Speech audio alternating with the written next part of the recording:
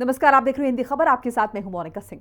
Supreme court ने वक्फ कानून पर बड़ा फैसला सुनाया है। मुस्लिम पक्ष ने सुप्रीम कोर्ट में 12 प्रावधानों को चुनौती दी थी, जिनमें से 5 पर कोर्ट ने रोक या संशोधन किया है और 7 को सही ठहरा दिया है। बावजूद इसके विपक्षी दल और मुस्लिम संगठन इसे अपनी जीत बता रहे हैं और सरकार को झटका करार दे रहे हैं।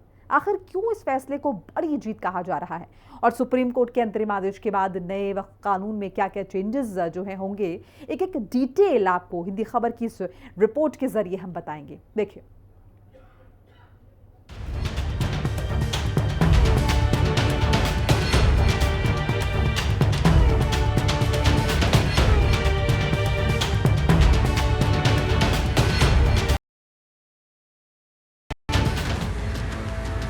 वक्फ पर सुप्रीम आदेश, क्या खत्म हो जाएगा सियासी क्लेश?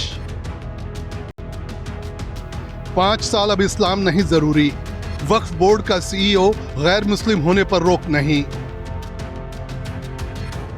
मोदी सरकार ने जब से नया वक्फ कानून बनाया है, उसके बाद से इसको लेकर सियासी बवाल मचा हुआ है।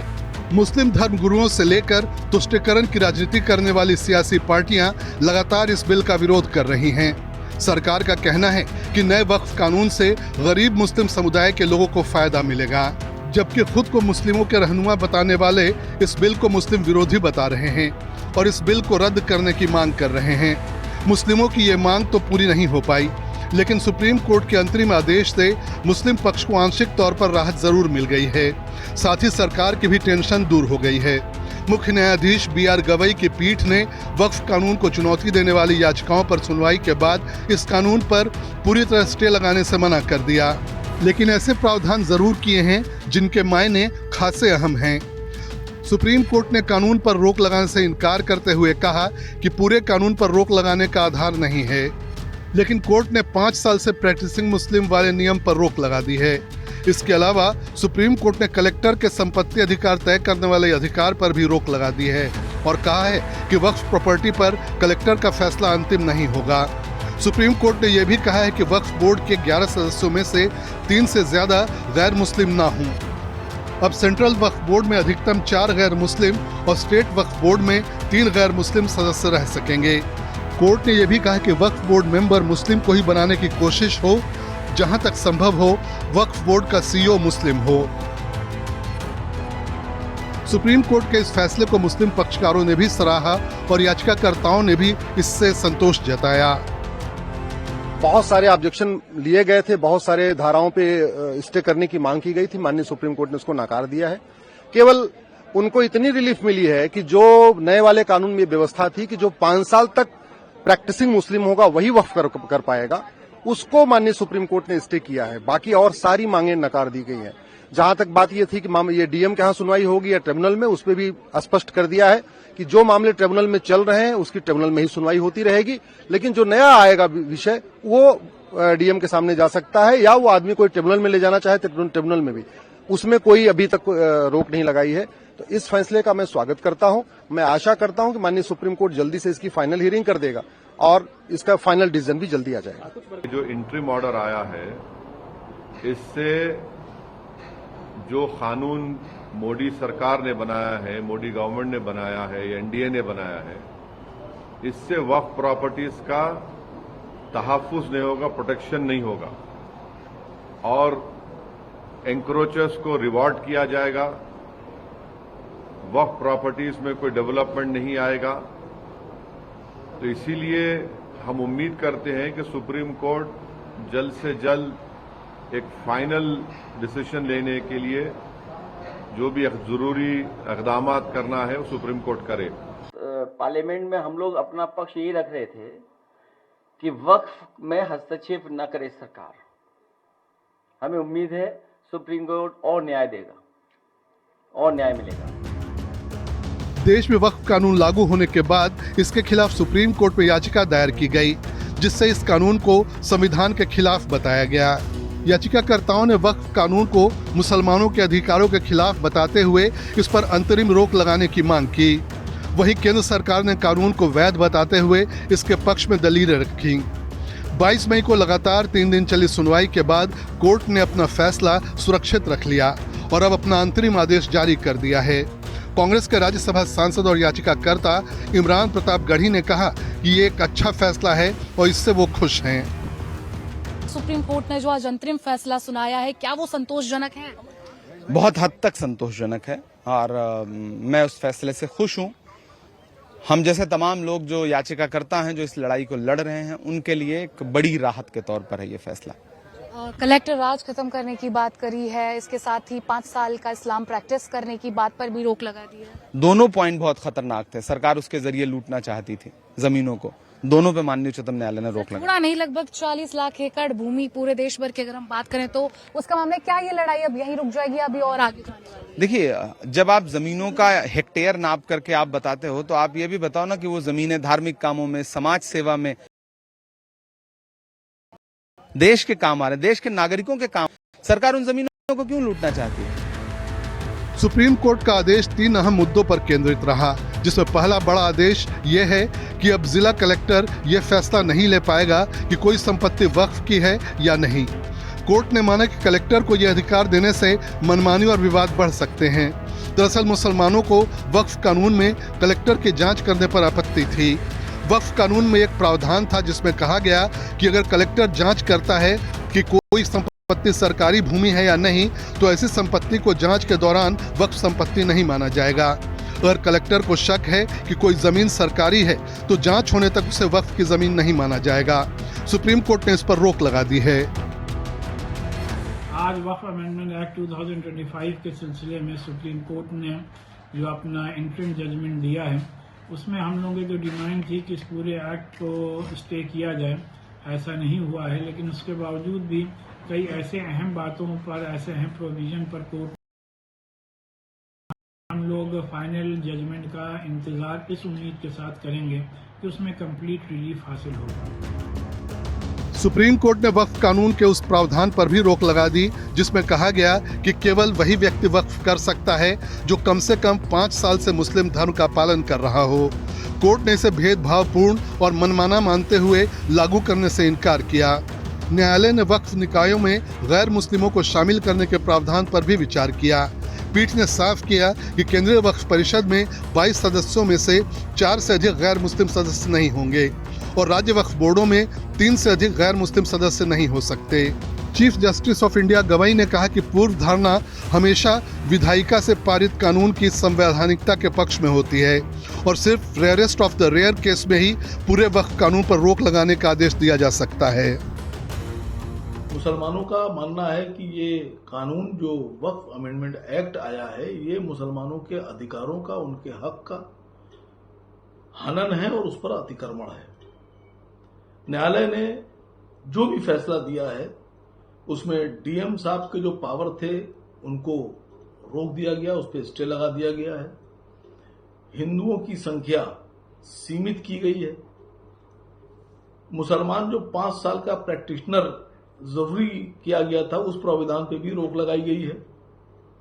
सीईओ मुसलमान ही होगा, इस बात को भी न्यायालय ने माना है और न्यायालय द्वारा आज का जो फैसला है ये इस बात को साबित करता है कि ये फैसला जो मोदी सरकार ने मुसलमानों पे थोपने की कोशिश की थी, लादने की कोशिश की थी, दरअसल ये मुसलमानों के अधिकारों का हनन और अतिक्रमण था।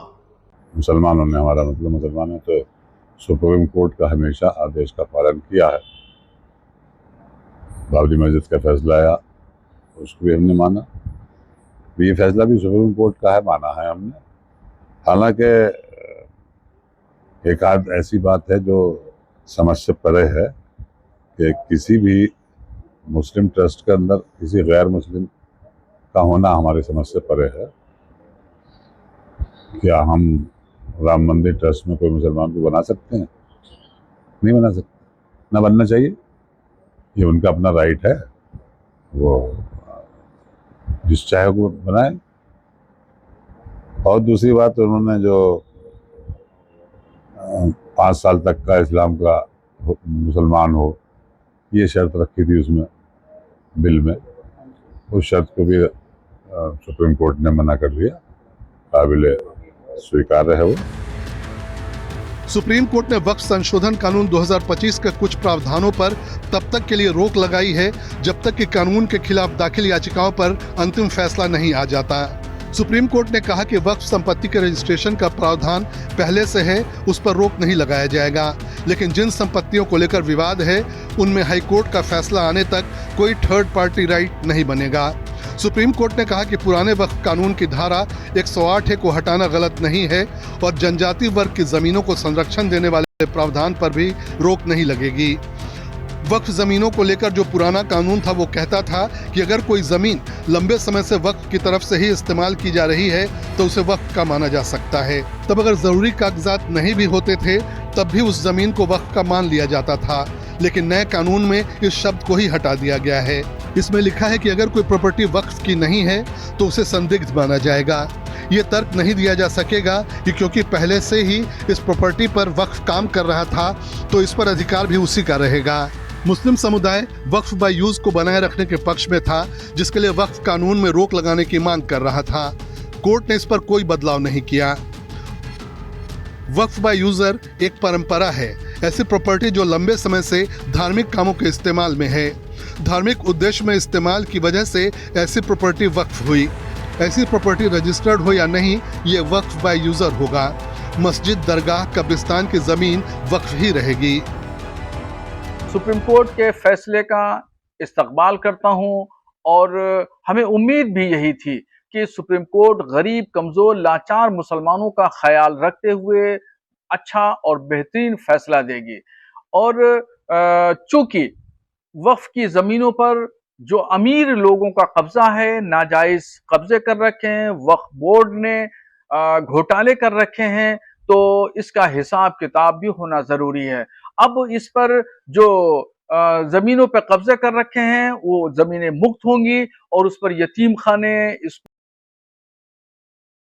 मदरसे बनाए जाएंगे और उससे होने वाली आमदनी गरीब, कमजोर मुसलमानों पर खर्चा होगी और ये मुसलमान अपने पैरों पर खड़े होंगे। सरकार जल्द से जल्द कानून को अमली जामा पहनाए ताकि गरीब, कमजोर, लाचार, यतीम, बेवा मुसलमानों की किफालत हो सके, फलाह बहबूद हो सके, जन कल्याण के जो रास्ते खुलें ताकि वो अपने पैरों पे खड़े हो सकें और खुद कफील बन सकें। वक्फ अमेंडमेंट बिल के ऊपर जो फैसला आया है वो बहुत अच्छा और बैलेंस फैसला है।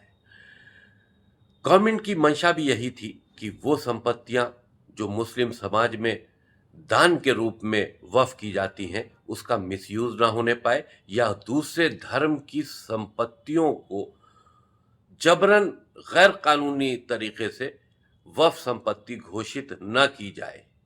इस वजह से वक्फ बोर्ड जो एक खाली मुसलमानों की जमात थी उसमें गैर मुसलमानों को सदस्य के रूप में एंट्री देने के लिए जो प्राविधान था उसको सुप्रीम कोर्ट ने स्वीकार किया है। यानी कि अब वक्फ बोर्ड खाली मुसलमानों की जमात बन के नहीं रह जाएगा, उसके अंदर गैर मुसलमान भी रहेंगे ताकि वो ये देखते रहें कि वक्फ संपत्तियों का गलत इस्तेमाल तो नहीं हो रहा है या गैर मुसलमानों की संपत्तियां वक्फ में जबरन दर्ज तो नहीं की जा रही हैं। वक्फ संशोधन कानून के खिलाफ सुप्रीम कोर्ट ने 5 मुख्य याचिकाओं पर सुनवाई की। इनमें एआईएमआईएम सांसद असदुद्दीन ओवैसी की याचिका शामिल थी। याचिकाकर्ताओं की तरफ से कपिल सिब्बल, अभिषेक मनु सिंघवी और राजीव धवन और केंद्र की तरफ से solicitor general SG Tushar Mehta पेश हुए और सबकी दलील सुनने के बाद सुप्रीम कोर्ट ने अपना अंतरिम आदेश जारी कर दिया। नए वक्फ कानून को लेकर 6 महीने के दौरान क्या क्या हुआ आपको वो भी बता देते हैं। 3 अप्रैल को लोकसभा में वक्फ संशोधन विधेयक 2025 पारित हुआ। इसके बाद 4 अप्रैल को राज्यसभा में वक्फ विधेयक पारित किया गया। 5 अप्रैल को राष्ट्रपति द्रौपदी मुर्मू ने विधेयक को मंजूरी दी। 5 अप्रैल को ही वक्फ कानून के खिलाफ सुप्रीम कोर्ट में याचिका दाखिल की गई। 17 अप्रैल को सुप्रीम कोर्ट ने याचिकाओं पर सुनवाई की। 25 अप्रैल को सरकार ने सुप्रीम कोर्ट से याचिकाओं को खारिज करने की मांग की। 20 से 22 मई तक सुप्रीम कोर्ट ने याचिकाओं पर सुनवाई की और फैसला सुरक्षित रखा। 15 सितंबर को chief justice of India Gavai की अगुवाई वाली बेंच ने अंतरिम आदेश पारित किया। सुप्रीम कोर्ट के फैसले में वक्फ संपत्ति और बोर्ड की संरचना पर पारदर्शिता, न्यायिक निगरानी और धार्मिक संतुलन को प्राथमिकता देने का प्रयास किया गया है। फैसले से लगता है कि वक्फ में कानून के जरिए जिन बातों पर सबसे ज्यादा नाराजगी और ऐतराज जाहिर किया जा रहा था, सुप्रीम कोर्ट ने उस पर क्लियर अरेंजमेंट देने की कोशिश की है। हिंदी खबर की स्पेशल रिपोर्ट।